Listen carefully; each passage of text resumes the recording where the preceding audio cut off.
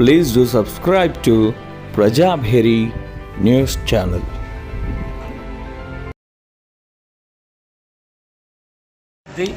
పూర్తిగా ఇది పోలీసు హత్య తప్ప ఇంకొకటి కాదు. ఎందుకంటే ఏదైతే అతను ఒకవేళ గల్ఫ్కు పంపిస్తాననుకుంటే నేరం చేస్తుంటే దాన్ని విచారణ జరిపించేసి కోర్టు ప్రకారమే శిక్షించడానికి అవకాశం ఉంది. కానీ అందులో పెద్ద క్రైమ్ చేసినట్టు వాళ్ళు తీసుకొచ్చేసి విపరీతంగా టార్చర్ చేయడం వల్లనే అతను చనిపోయాడు తప్ప ఇంకొకటి కాదు. కాబట్టి దీన్ని సిపిఎంఎల్ న్యూ డెమోక్రసీ పూర్తిగా ఖండిస్తుంది. అట్లాగే 4 చిన్నపిల్లలు ఉన్నారు. ఆ పిల్లల్ని ఆదుకోవాల్సిన బాధ్యత ప్రభుత్వంది.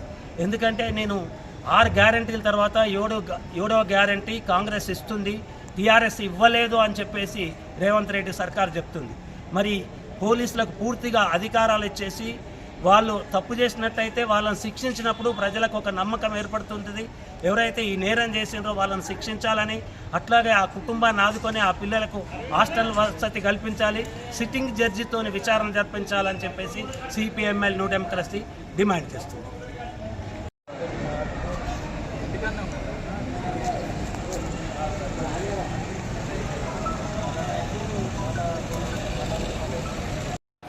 సన్మాన కార్యక్రమానికి చేసినటువంటి మాతృమూర్తులందరికీ కూడా అభినందనలు, నమస్కారాలు.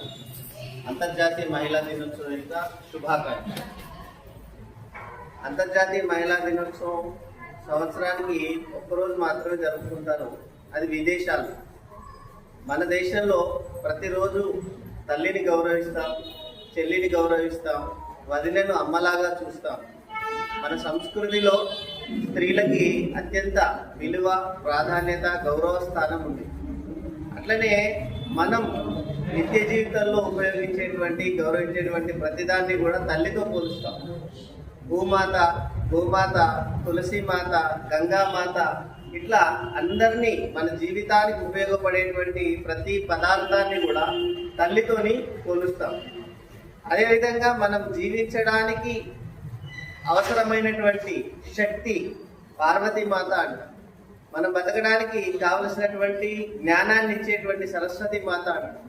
మన బతుకుదేరుకు కావలసినటువంటి డబ్బుని లక్ష్మీమాత అంట. కాబట్టి సృష్టి స్థితి లయకారులు పురుషులైనప్పటికీ వాళ్ళను కూడా నడిపించేటువంటి శక్తి స్త్రీ శక్తి. ఇటువంటి స్త్రీలకు గౌరవించేటువంటి భారతదేశంలో ప్రతిరోజు మహిళా దినోత్సవమే. కానీ ప్రపంచం అంతా ఒకరోజు జరుపుకుంటుంది కాబట్టి ప్రత్యేకంగా మనం ఈ రోజు కూడా గౌరవించుకుంటున్నాం. ఈ రోజు ఒక్కరోజే గౌరవించి మిగతా రోజులు మర్చిపోయే సంస్కృతి మనది కాదు అనేటువంటి విషయాన్ని చెప్తూ, ఎత్ర నార్యస్తు పూజ్యంతే రమంతే తత్ర దేవత అంట. ఎక్కడ స్త్రీలు గౌరవించబడతారో అక్కడ దేవతలు ఆనంద తాండవం చేస్తారు అని చెప్పేసి అంటారు. కలకంటి కంట కన్నీరొలికిన సిరి ఇంట తానుండ నొల్లదు సుమతి అని చెప్పారు. ఏ ఇంట్లో స్త్రీ కంటి నుండి నీళ్లు వస్తాయో ఆ ఇంట్లో లక్ష్మీదేవి ఉండదు అట.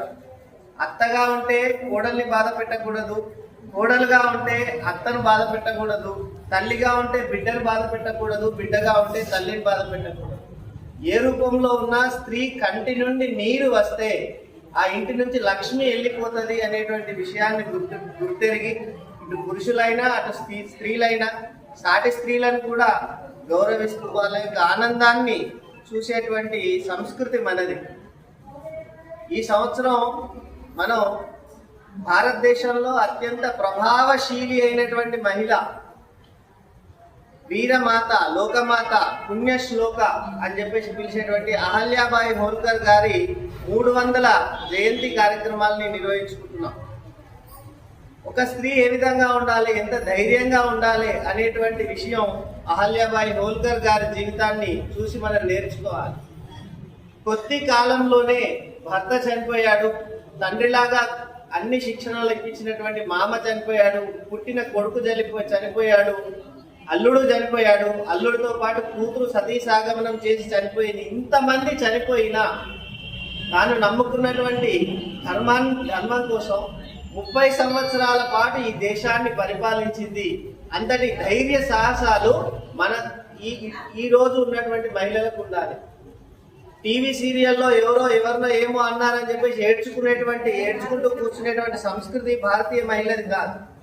సీరియళ్లలో మన ఇంట్లో కష్టాలు తక్కువైనాయి అని చెప్పేసి సీరియళ్లలో కష్టాలు చూసి బాధపడేటువంటి సంస్కృతి భారతీయ మహిళది కాదు. భారతీయ మహిళకి ఆదర్శం ఒక రాణి అహల్యాబాయి హోల్కర్, భారతీయ మహిళకి ఆదర్శం ఒక ఝాన్సీ లక్ష్మీబాయి, భారతీయ మహిళకి ఆదర్శం ఒక కాకతి రుద్రమ్మ. కాబట్టి మనం జ్ఞానంలో కానీ, తెలివిలో కానీ, శక్తిలో కానీ మిగతా సమాజానికి ఏమాత్రం తీసిపోవు.